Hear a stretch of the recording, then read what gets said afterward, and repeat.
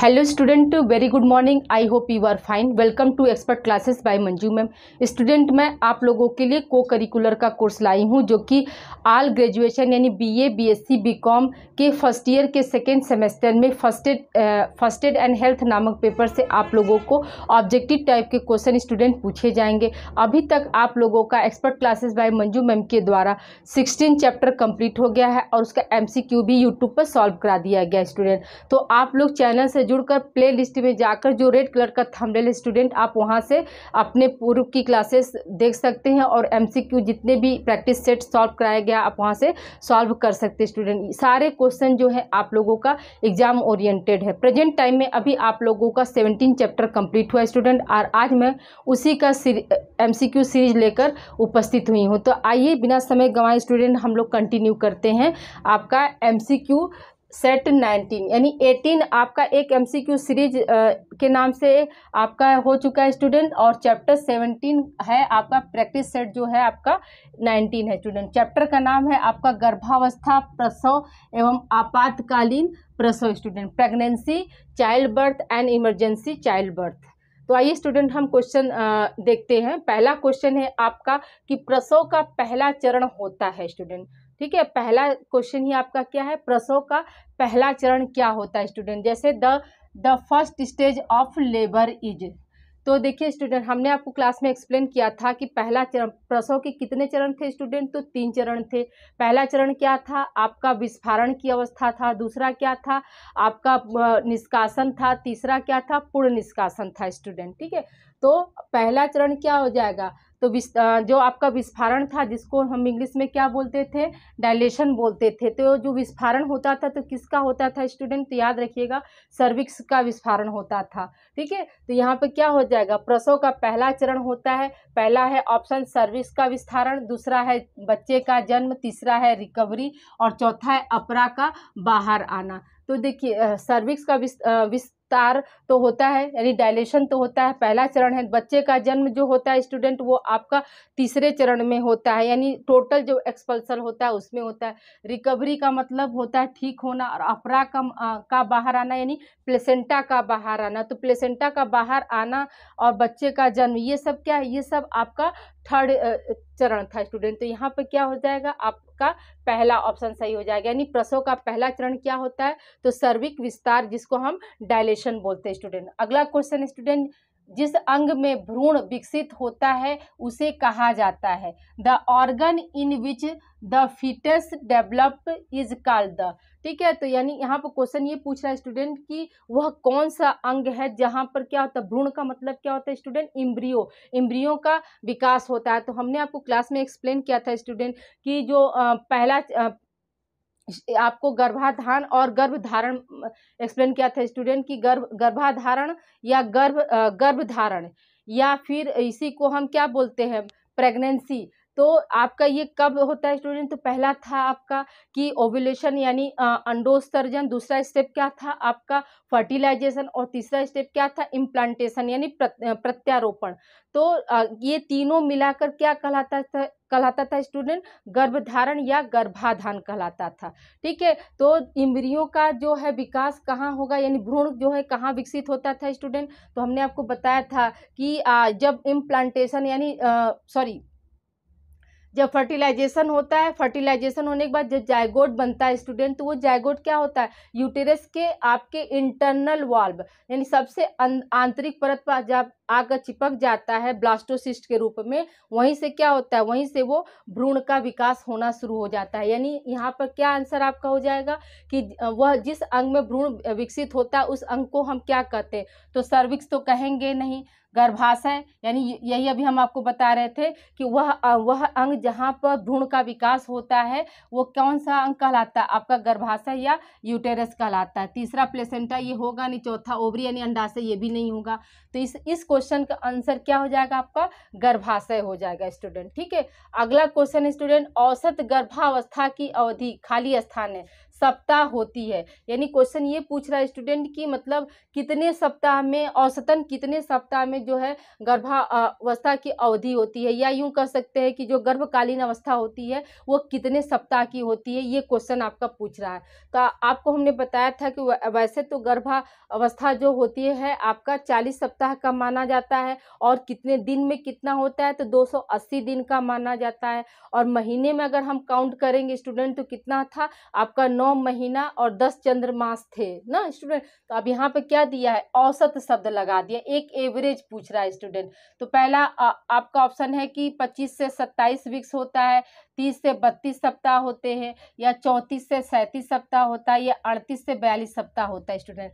तो यहाँ एवरेज दे दिया तो क्या हो जाएगा स्टूडेंट आपका 25 से 27 तो ये बिल्कुल नहीं होगा, होगा आपका 30 से 32 भी नहीं हो सकता है, आपका 34 से 37 हो सकता है स्टूडेंट। क्यों? क्योंकि ये 40 सप्ताह के अंदर आ रहा है और लगभग मतलब पास का है, तो इसलिए यहाँ पे सी ऑप्शन होगा। 38 से 42 नहीं हो सकता, ये 42 जो होगा ये क्या होगी, उस अवस्था में क्या हो सकता है, उस अवस्था में बच्चे और लेडीज दोनों की जान जा सकती है, इसलिए ये भी आपका क्या है, रॉन्ग आंसर है स्टूडेंट। यानी यहाँ थर्ड का जो आंसर है आपका क्या हो जाएगा, 34 से 37 वीक्स हो जाएगा, या यहीं पर रहता है आपका 40 वीक्स, तो ये हमारा 40 वीक्स हो जाता है। यहीं पर अगर आपको ऑप्शन में दिया रहता है स्टूडेंट वीक्स न दे के आपको दिन दिया होता है तो 280 दिन हम मानते, और अगर महीने में देगा तो क्या देगा, 9 महीना, ठीक है, 9 महीने और कितना 10 चंद्रमास होता है स्टूडेंट, ठीक है, ये याद रखिएगा।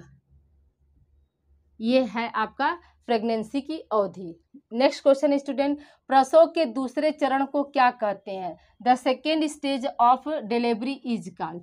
प्रसव के दूसरे चरण को क्या कहते हैं? पहला है आपका ऑप्शन पुशिंग स्टेज, दूसरा है गर्भाधान, तीसरा है विस्तार अवस्था, चौथा है रिकवरी। तो आपका जो सेकेंड स्टेप था स्टूडेंट, जिसमें क्या था, एक्सपेंशन था यानी निष्कासन था, तो उसमें हमने आपको बताया था कि निष्कासन को ही क्या बोलते हैं, पुशिंग स्टेज बोलते हैं। उस समय क्या होता है, माँ भी क्या करती है, मतलब दबाव डालती है ताकि बच्चा क्या हो, बाहर आने की कोशिश, और बच्चा भी क्या करता है, अब बाहर आने का प्रयास करता है, यूटेरस भी आपका गर्भाशय पर दबाव डालता है, इसलिए उस स्टेज को हम क्या बोलते हैं स्टूडेंट, तो पुशिंग स्टेज बोलते हैं। यानी प्रसव के दूसरे चरण को क्या कहा जाता है, पुशिंग स्टेज कहा जाता है।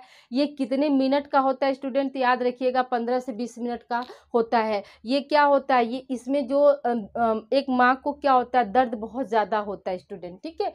आई होप ये क्वेश्चन आपको क्लियर हो गया होगा। अगला क्वेश्चन है स्टूडेंट, प्रसव का तीसरा चरण क्या कहते हैं? ये क्वेश्चन पूछ रहा है प्रसव का तीसरा चरण क्या है, या प्रसव के तीसरे चरण को हम क्या कहते हैं? तो the third stage of labour having, ठीक है। तो आइए स्टूडेंट, पहला ऑप्शन दिया है आपका सर्विक्स फैलाव, दूसरा ऑप्शन है बच्चे का जन्म, तीसरा ऑप्शन है रिकवरी, और चौथा ऑप्शन है अपरा का बाहर आना। तो सर्विक्स फैलाव तो स्टूडेंट फर्स्ट स्टेज था जिसको हम विस्फारण या फैलाव की अवस्था कहते थे। दूसरा क्या है, बच्चे का जन्म, तो बच्चे का जन्म तो आपका ये आपका तीसरा में आएगा ही नहीं, ठीक है। बच्चे का जन्म हुआ, लेकिन तीनों स्टेज में पूछ रहा है ना तीसरा मतलब चरण क्या है, तो बच्चे का जन्म भी हुआ प्लस क्या होता है, पूरा मतलब प्लेसेंटा उल्सना साथ बाहर आना, जितनी गंदगी होती है सब कुछ बाहर आ जाता है। यानी क्या हो जाएगा यहाँ पर आपका ऑप्शन डी सही हो जाएगा, अपरा का बाहर आना स्टूडेंट, ठीक है। अगला क्वेश्चन स्टूडेंट आपका है, प्रसव के कौन सा हार्मोन सक्रिय भूमिका निभाता है? क्वेश्चन यहाँ पे हो जाएगा स्टूडेंट प्रसव में या प्रसव के दौरान, ठीक है। क्वेश्चन आप लोग संशोधन कर लीजिएगा, प्रसव के दौरान कौन सा हार्मोन सक्रिय भूमिका निभाता है, या यूं कह सकते हैं कि प्रसव में कौन सी हार्मोन की भूमिका होती है, ठीक है स्टूडेंट। तो पहला ऑप्शन है आपका टेस्टोस्टेरोन, तो ये तो बिल्कुल नहीं होगा, ये तो मेल हार्मोन है। दूसरा आपका है एस्ट्रोजन, ये है लेकिन प्रसव के लिए ये नहीं है स्टूडेंट। तीसरा ऑप्शन है प्रोजेस्टेरॉन, तो ये आपका प्रसव के लिए अहम भूमिका निभाती है। चौथा ऑप्शन है नन, यानी इनमें से कोई नहीं। तो याद रखिएगा कि प्रसव के दौरान कौन सा हार्मोन सक्रिय भूमिका निभाता है, तो हम क्या बताएंगे, प्रोजेस्टेरॉन निभाता है। और आपका उल्टी आना, चक्कर आना, ये सब क्या जिसे हम मॉर्निंग सिकनेस कहते हैं। तो उस समय कौन सा हार्मोन हमारा सक्रिय होता है स्टूडेंट? तो याद रखिएगा कि उस समय फीमेल में जो है आपका एस्ट्रोजन और प्रोजेस्टेरॉन का स्तर जो होता है वो ज़्यादा हो जाता है, जिसकी वजह से किसी भी महिला को फर्स्ट महीने से लेकर 3 महीने तक मॉर्निंग सिकनेस होती है, यानी उल्टी आना, चक्कर आना, छाती में जलन। तो ये सारे जो हैं ये किसकी वजह से होते हैं स्टूडेंट? तो याद रखिएगा कि एस्ट्रोजन और प्रोजेस्टेरॉन की अधिक मात्रा होने की वजह से ये सारी प्रॉब्लम्स आती हैं स्टूडेंट। अगला क्वेश्चन है आपका, प्लेसेंटा की डिलीवरी आमतौर पर खाली स्थान है लेती है, यानी यहाँ क्वेश्चन ये पूछ रहा है कि प्लेसेंटा की डिलीवरी जो है वो कितने मिनट में या कितने घंटे में होती है, यानी समय यहाँ पर पूछ रहा है स्टूडेंट।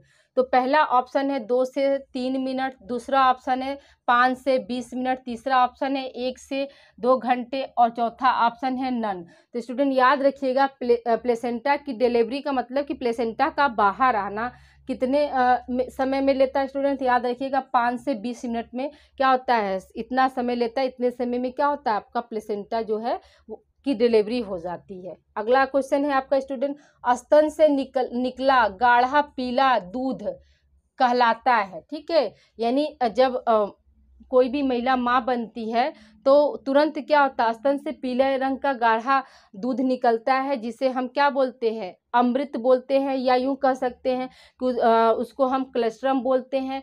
अमृत इसलिए बोलते हैं स्टूडेंट कि वो उस दूध में इतनी ज़्यादा ताकत होती है कि नवजात शिशु को वो सुरक्षा प्रदान करती है। जितने भी हार्मफुल बीमारियां होती, जितने भी घातक, सॉरी हार्मफुल नहीं, जितने भी जानलेवा बीमारियां होती हैं उनसे रक्षा करती। इसीलिए कहा जाता है कि माँ का पहला दूध जो है हर बच्चे को पिलाना चाहिए। तो ये क्वेश्चन यहाँ पे ये पूछ रहा है कि उसमें ऐसा कौन सा पदार्थ पाया जाता है। तो याद रखिएगा स्टूडेंट, आपका पहला ऑप्शन है प्लेसेंटा, दूसरा ऑप्शन है क्लस्ट्रम, तीसरा ऑप्शन है दुग्ध स्राव, चौथा ऑप्शन है नन, यानी इनमें से कोई नहीं। तो याद रखिएगा कि स्तन से निकला गाढ़ा पीला दूध जो है क्या कहलाता है, कोलेस्ट्रम कहलाता है स्टूडेंट।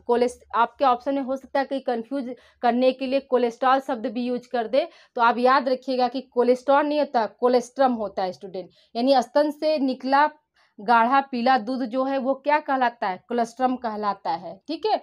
अगला क्वेश्चन है स्टूडेंट, प्लेसेंटा प्रसव से खाली स्थान है चरण में बाहर आता है। हाँ, यानी क्वेश्चन ये पूछ रहा है कि प्लेसेंटा जो है प्रसव से किस चरण में बाहर आता है, पहले चरण में कि दूसरे चरण में कि तीसरे चरण में कि चौथे चरण में। तो याद रखिएगा कि प्लेसेंटा जो है आपका प्रसव से बाहर कब आता है, तीसरे चरण में जो होता है प्लेसेंटा जो है पूर्ण निष्कासन हो जाता है, वो क्या होता है, बाहर निकल जाता है स्टूडेंट, ठीक है।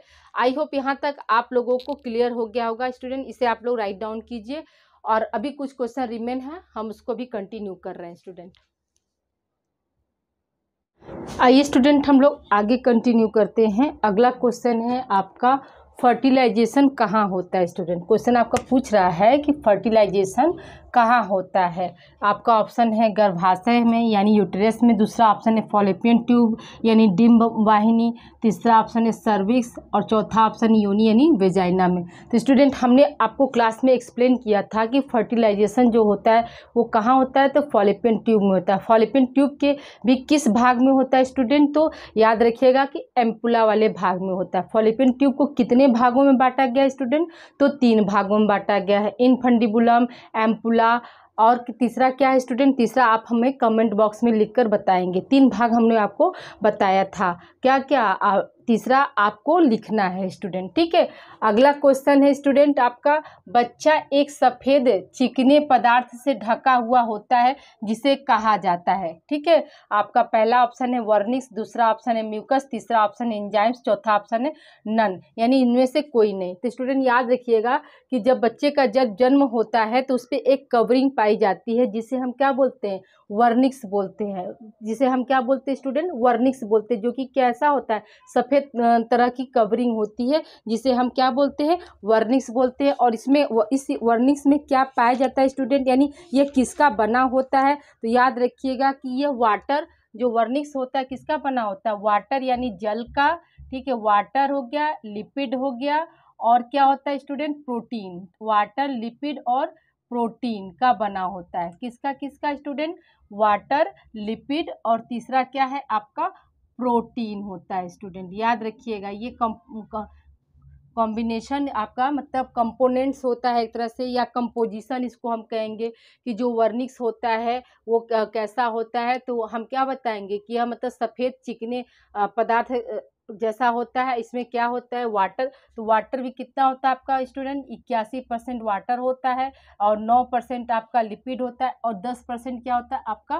प्रोटीन पाया जाता है स्टूडेंट। और इसका फॉर्मेशन कैसे होता है स्टूडेंट? याद रखिएगा कि माँ के पेट में बच्चे जो होते हैं, बच्चों में जो सिबिसियस ग्लैंड पाया जाता है और पेरिडर्म जो सेल्स होता है वही क्या करता है? आगे चल के इसका फॉर्मेशन करता है स्टूडेंट। अगला क्वेश्चन है आपका कि जब योनि मुख पर शिशु का सिर पूरी तरह से दिखाई पड़ने लगता है तो उसे क्या कहा जाता है, यानी उस स्टेज को हम क्या कहते हैं?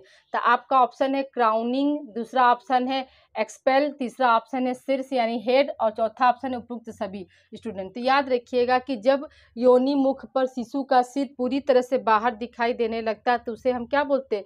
क्राउनिंग बोलते हैं स्टूडेंट, यानी ऑप्शन ए आपका सही है।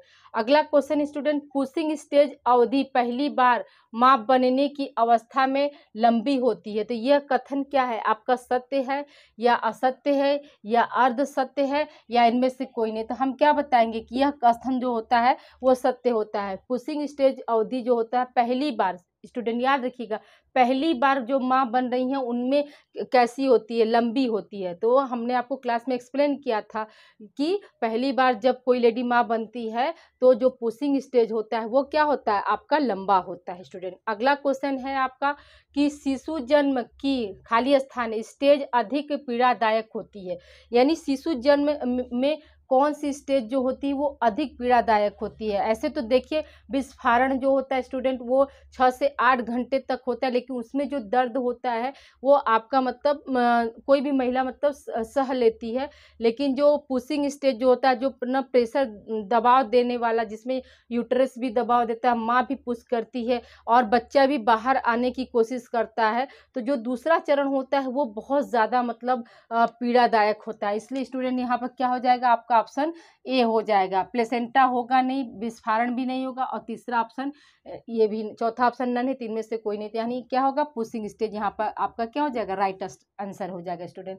अगला क्वेश्चन है आपका गर्भावस्था की किस अवस्था को गोल्डन पीरियड्स कहा जाता है स्टूडेंट? तो हमने आपको क्लास में एक्सप्लेन किया था ट्राइमेस्टर क्या होता है। तो ट्राइमेस्टर का मतलब होता है स्टूडेंट कि आप 1 से लेकर 3 महीने को हम पहला ट्राइमेस्टर बोलते हैं, फिर क्या 4 से लेकर 6 महीने को हम दूसरा ट्राइमेस्टर बोलते हैं, और फिर क्या होता है तीसरा ट्राइमेस्टर जो होता है वो आपका 6 से लेकर 9 महीने तक को हम तीसरा ट्राइमेस्टर बोलते हैं स्टूडेंट।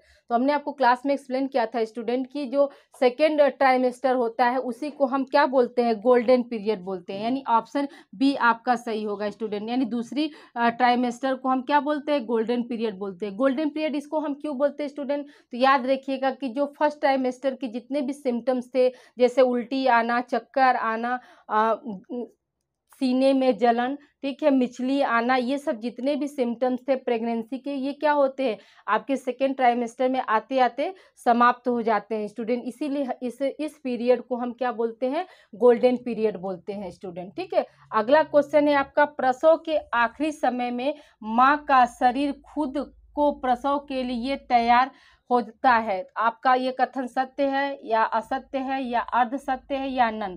तो स्टूडेंट याद रखिएगा कि ये कथन क्या होता है? सत्य होता है। अगला क्वेश्चन है, गर्भावस्था का प्राथमिक लक्षण क्या है स्टूडेंट? तो याद रखिएगा कि प्राथमिक लक्षण जो होता है गर्भावस्था का क्या होता है? मासिक धर्म का बंद होना, उल्टी आना, चक्कर आना, जी मचलाना, मॉर्निंग सिकनेस, ये सब जितनी भी होती है सब आपकी क्या होती है? सेकेंडरी होती है। लेकिन आपकी प्राइमरी क्या होगी स्टूडेंट? तो याद रखिएगा मासिक धर्म का बंद होना ही क्या इंडिकेट करता है? कि वह महिला क्या है? प्रेग्नेंट है स्टूडेंट।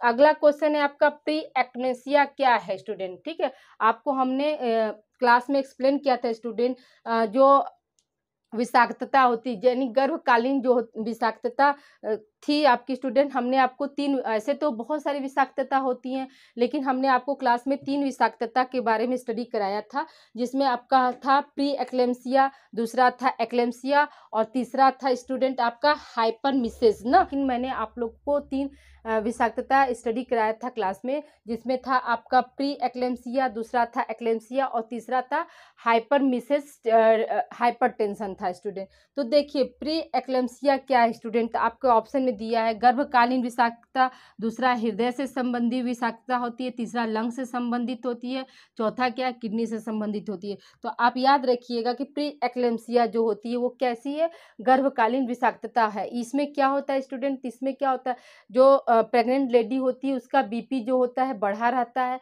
स्टूडेंट, और क्या होता है यूरिन से क्या होता है प्रोटीन निकलता है, और क्या तीसरा सिम्टम्स हमने बताया था आपका कि पैरों में सूजन होता है। किसमें, किस कंडीशन में, प्री एक्लेम्सिया में होता है स्टूडेंट, क्या बढ़ा हुआ बीपी, यूरिन से प्रोटीन का निकलना और पैरों में सूजन का होना, ये किसके लक्षण होते हैं, प्री एक्लेम्सिया के होते हैं। दूसरा क्या है स्टूडेंट आपका एक्लेम्सिया हमने बताया था, तो उसमें क्या था स्टूडेंट, उसमें भी आपका क्या था बढ़ा हुआ बीपी था, यूरिन से प्रोटीन का निकलना, पैरों में सूजन, और प्लस चौथा क्या था स्टूडेंट, वो महिला बेहोश हो सकती है या कोमा में जा सकती है। यानी एक्लेम्सिया जो है स्टूडेंट वो बहुत ही घातक स्थिति होती है।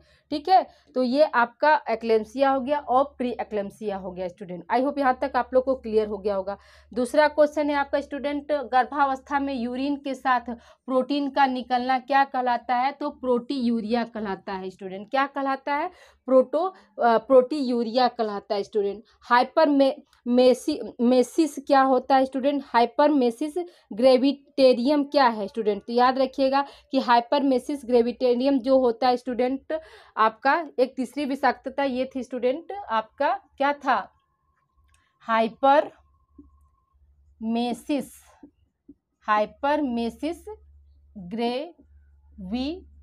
ग्रेविटेरियम।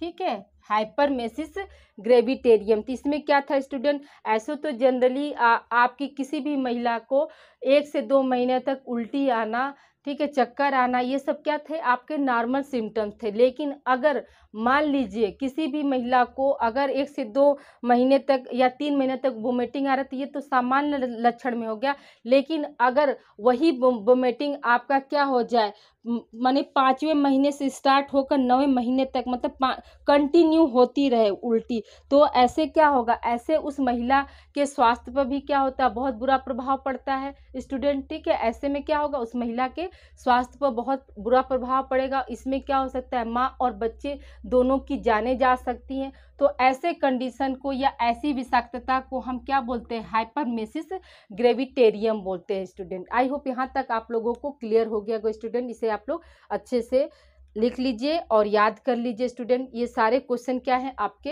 एग्जाम ओरिएंटेड है स्टूडेंट। याद रखिएगा, माँ का गाढ़ा दूध में क्या पाया जाता है स्टूडेंट, कोलेस्ट्रम पाया जाता है। कोलेस्ट्रम क्या है, तो कोलेस्ट्रम में क्या मौजूद होता है स्टूडेंट, कोलेस्ट्रम में क्या मौजूद होता है स्टूडेंट, याद रखिएगा पौष्टिक तत्व मौजूद होते हैं जो कि हर बच्चे को क्या करते हैं, जानलेवा बीमारियों से रक्षा करते हैं, या यूं कह सकते हैं कि उनकी इम्यूनिटी पावर को वो बढ़ा देते हैं। इसीलिए जो माँ का गाढ़ा दूध कोलेस्ट्रम होता है उसको हर शिशु को पिलाना चाहिए स्टूडेंट। दूसरा क्वेश्चन आपका इंपॉर्टेंट है स्टूडेंट कि आपका गर्भकालीन विषाक्तता क्या होता है। तो हम क्या बताएंगे कि गर्भकालीन विषाक्तता जो है आपका कितना बताएं स्टूडेंट, आपका प्री एक्लेम्सिया और दूसरा क्या था, एक्लेम्सिया था स्टूडेंट। कभी कभी क्वेश्चन आपका पूछा जा सकता है स्टूडेंट कि प्री एक्लेम्सिया में बीपी यानी रक्तदाब जो होता है कितना होता है स्टूडेंट। तो याद रखिएगा जो बीपी होता है आपका ये क्या हो जाएगा, 140/90 ही बना रहता है स्टूडेंट। ठीक है, प्री एक्लेम्सिया के कंडीशन में क्या होता है, बीपी आपका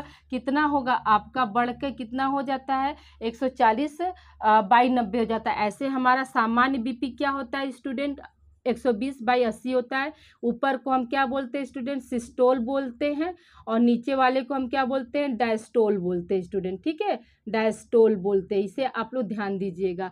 जो सिस्टोल है वो 120 से क्या हो जाता है आपका 140 हो जाता है, और जो डायस्टोल है वो 80 से बढ़ के क्या हो जाता है 90 हो जाता है। और ये क्या होता है, ये मतलब बीपी जो होता है वो बढ़ा ही रहता है, कम नहीं रहता है। वही कंडीशन हमारी क्या हो जाती है, प्री एक्लेम्सिया की हो जाती है।